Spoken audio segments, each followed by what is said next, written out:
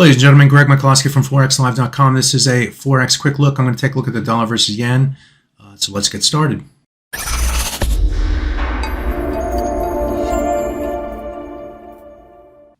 Looking at this currency pair, the trading range was fairly contained this week. We did see sideways price action on Monday, Tuesday, and Wednesday.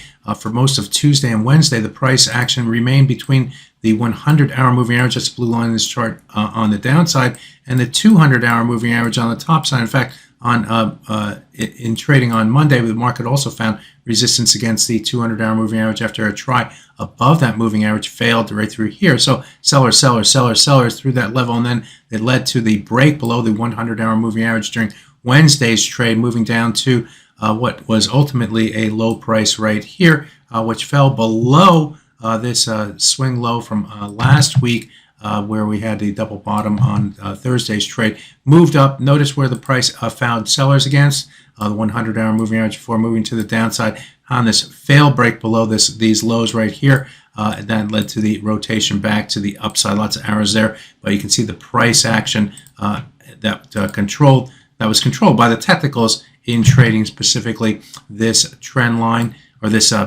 floor right here, and also the 100-hour moving average. So they moved back to the upside, so the price moved toward this swing area where we had a number of different lows through here again earlier this week, and the price moved up into that area and then found support against that levels through here. I'll outline them right here. And you can see what happened over the last few minutes. We moved back above the 100 and 200-hour moving averages, and we're currently trading in between those two moving averages. So we're in this neutral area where the market, may just look to settle, or we're in Friday's trade. So it's probably going to react to what happens in interest rates, what happens in the Michigan Sentiment Index that comes out at 10 a.m., especially in regard to the inflation components of that, and what happens in things like the stock markets as well. So we are sort of waiting for the next shove. Do we move higher? If we move higher, we're going to be looking toward this swing area right through here, which comes up to 135.36. If we break above that level,